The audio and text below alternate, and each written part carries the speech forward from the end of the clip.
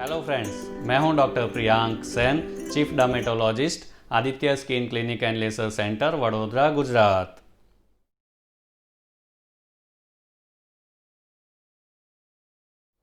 आज हम चर्चा करने वाले हैं सोरियासिस के बारे में।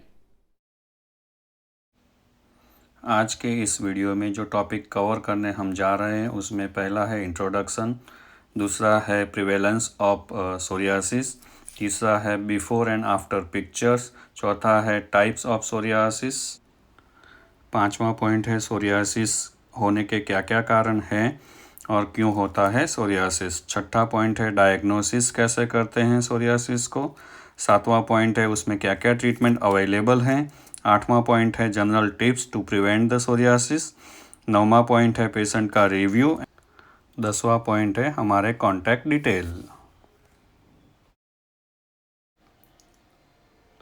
पिक्चर में एक क्लासिकल पैच सोरियासिस का दिख रहा है जिसको हम लोग इरिथेमेटस पैच और ऊपर सिल्वरी स्केल जो एकदम चमकता हुआ परत उसका दिख रहा है।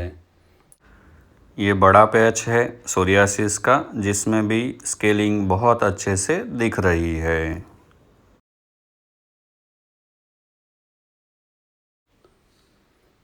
जैसे कि वीडियो में दिख रहा है, ऊपर से स्केलिंग हट गई है। इनका ट्रीटमेंट अभी चालू है। जैसे जैसे ट्रीटमेंट चालू रहेगा ये रेडनेस हट जाता है।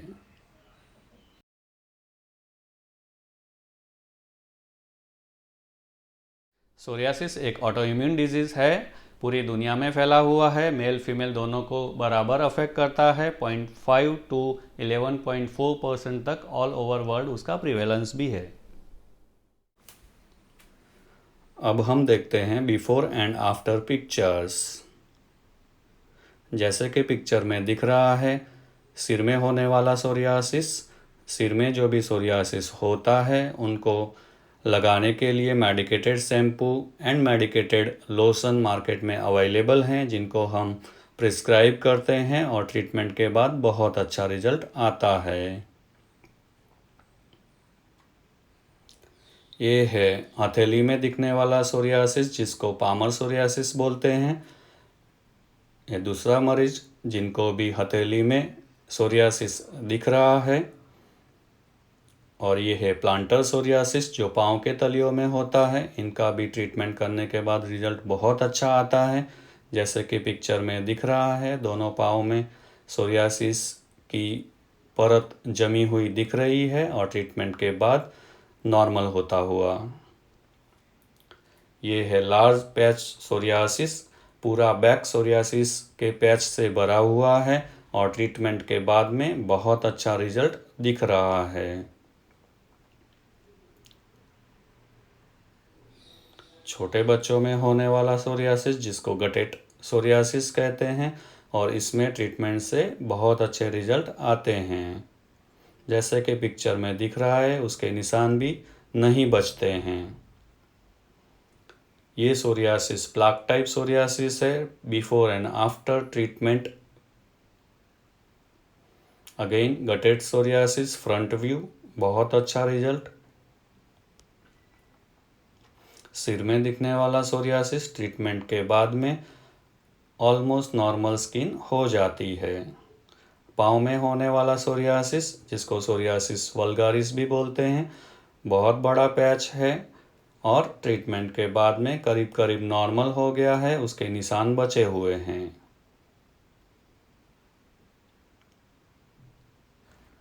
अगर लगाने वाली दवाइयाँ चालू रखते हैं तो ये निशान भी धीरे धीरे ठीक हो जाते हैं और चमड़ी नॉर्मल मिलती है। अब हम देखते हैं कि सोरियासिस के कौन कौन से टाइप हैं। जो सबसे मोस्ट कॉमन टाइप है वो है प्लाक टाइप सोरियासिस या सोरियासिस वल्गारिस। दूसरा जो टाइप है उसको गटेड सोरियासिस बोलते हैं। तीसरा टाइप है पस्ट्यूलर सोरियासिस और फोर्थ टाइप है इन्वर्स या जॉइंट में जहाँ दो स्किन इकट्ठी होती है वहाँ होने वाला सोरियासिस। नाखून में होने वाला पांचवा टाइप है जिसको नेल सोरियासिस बोलते हैं और छठा टाइप है उसको बोलते हैं सोरियाटिक आर्थराइटिस। उसका मतलब है जॉइंट में या हड्डी में होने वाला सोरियासिस। अब हम देखते हैं कि एनिमेटेड व्यू में कैसा दिखता है। प्लाक टाइप सोरियासिस, दूसरा है नेल सोरियासिस, तीसरा है गटेड सोरियासिस। उसके बाद में आएगा inverse psoriasis, pustular psoriasis and last में है इरिथ्रोडर्मिक सोरियासिस। इरिथ्रोडर्मिक सोरियासिस में almost 80% of the skin involvement आता है। स्कल्प सोरियासिस कैसा दिखता है उसको दिखाने के लिए उसके अलग अलग मरीजों के पिक्चर इसमें दिख रहे हैं। जैसे कि सबसे सीवियर स्कल्प सोरियासिस, पूरा सिर वाइट वाइट पपड़ी से भर जाता है। ये है फ्रंट व्यू स्कल्प सोरियासिस। उसका दूसरा टाइप है जिसको सोरियासिस वल्गारिस बोलते हैं। बहुत क्लासिकल पैटर्न रहता है घुटनों में और कोनी पे एंड लोअर बैक पे। ये लोअर बैक पे सोरियासिस का क्लासिकल पैच दिख रहा है। दूसरा मरीज जिसके पाँव के घुटने में कोनी में सोरियासिस के पैचेस दिख रहे हैं। ये है प्लाक टाइप सोरियासिस जिसके एब्डोमेन पे बहुत सारे सोरियासिस के पैचेस और ट्रीटमेंट के बाद में अच्छा होते हुए। ये है पामर सोरियासिस, अगेन हाथ में होने वाला जिसको पामर सोरियासिस बोलते हैं, और पाँव में होने वाला सोरियासिस जिसको प्लांटर सोरियासिस बोलते हैं। ये है क्लासिकल पिक्चर पस्युलर सोरियासिस। पिक्चर में दिख रहा है उसमें छोटे छोटे पस से भरे हुए दाने क्लियर कट विजिबल हैं, और ये जो पस है वो स्टराइल पस रहता है, ये इन्फेक्टेड पस नहीं होता है। Again pustular psoriasis. ये है हड्डी में होने वाला या जॉइंट में होने वाला सोरियासिस, सोरियाटिक आर्थ्रोपैथी। नाखून में होने वाला सोरियासिस नेल सोरियासिस, जो पिक्चर में नाखून में दिख रहा है। ये है इनवर्स सोरियासिस, जॉइंट में होने वाला सोरियासिस या जहाँ पे दो स्किन इकट्ठी होती है जिसको इनवर्स सोरियासिस कहते हैं।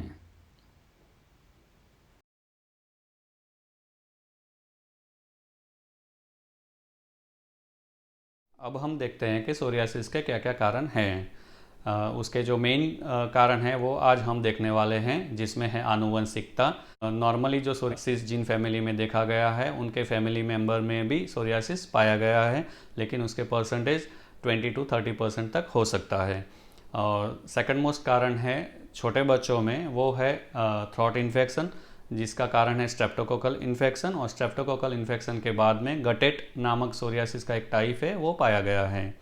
उसके बाद में जो कारण आते हैं उसमें स्मोकिंग एंड अल्कोहल। जो लोग ज़्यादा स्मोकिंग या अल्कोहल करते हैं उन लोगों में भी सोरियासिस होने के चांसेस हैं।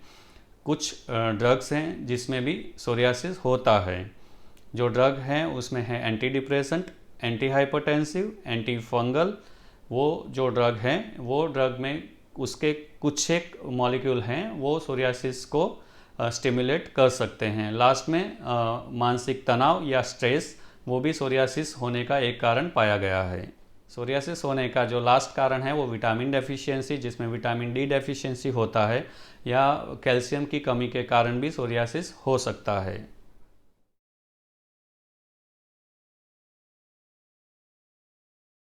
अब हम देखते हैं कि सोरियासिस में क्या होता है, क्यों होता है सोरियासिस। तो सोरियासिस में नॉर्मली ऐसा पाया गया है कि जो स्किन शेड ऑफ होता है, उसका मतलब है स्किन में जो अपर लेयर रहते हैं एपिडर्मिस के, उसमें बेजल लेयर से अपर लेयर तक स्किन का जो टर्नओवर रहता है उसको एपिडर्मल टर्नओवर टाइम बोलते हैं। वो नॉर्मली ह्यूमन में 3 to 5 वीक का होता है, लेकिन सोरियासिस में वो टाइम बहुत कम हो जाता है और 1 to 2 वीक हो जाता है। जो स्किन शेड ऑफ होना है वो स्किन शेड ऑफ होने की जगह पे वहाँ पे आके जम जाती है और उसमें लाल लाल चकत्ते हो जाते हैं।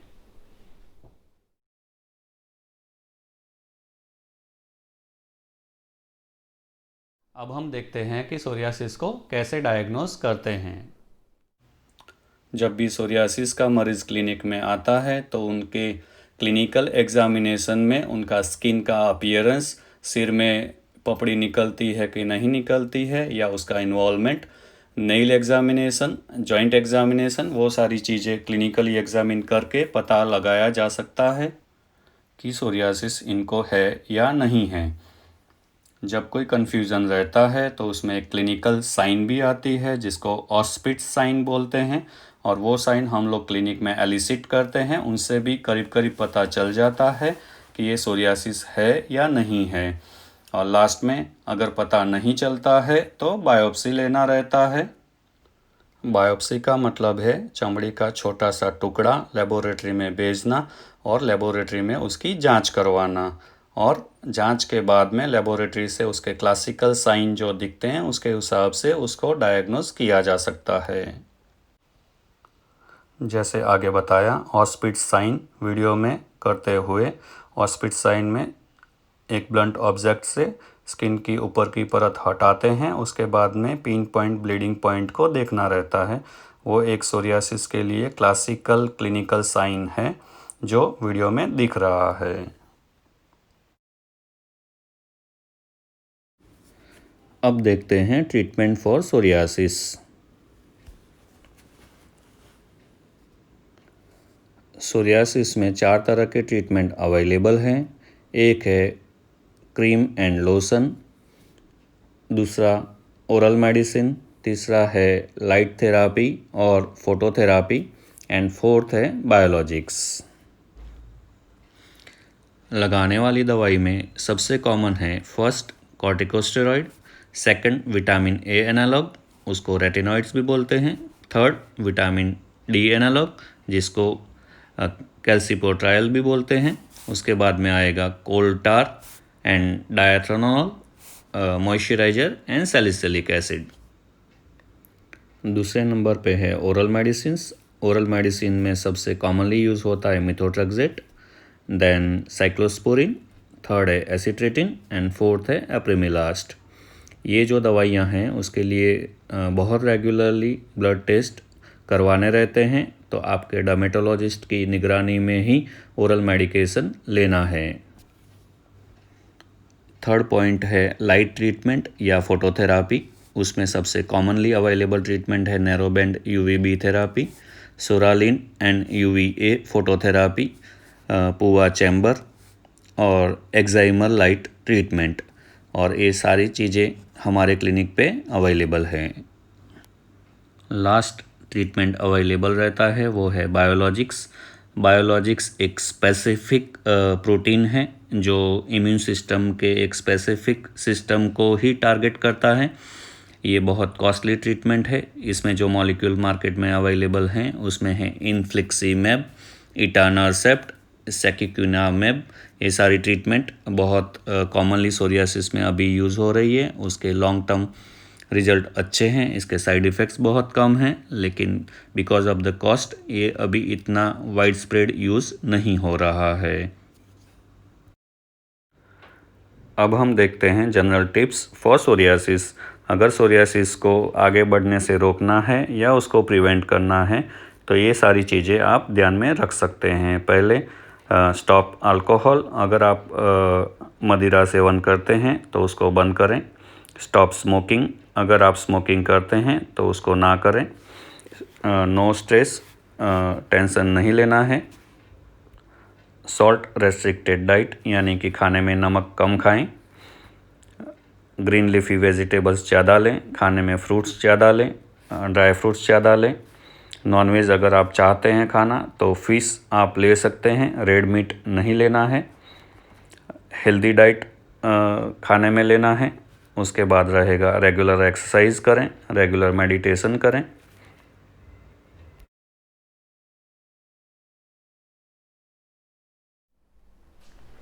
मुझे पहले सोरियासिस की बीमारी थी, लेकिन जब से मैंने Aditya skin and laser centre से मैंने जब से इलाज कराना शुरू किया है तब से बहुत फ़र्क पड़ा है। काफ़ी हद तक ये ठीक भी हो चुका है। इसमें जैसे घबराने वाली कोई बात नहीं है। आप इसका रेगुलर मतलब कंटिन्यू आप इसका दवाई लेते रहिए, इसमें आप जल्दी ठीक भी हो सकते हैं। ये कोई चेतिक बीमारी नहीं है, इससे घबराने वाली जैसी कोई बात नहीं है। आप बस इसका ट्रीटमेंट करते रहिए।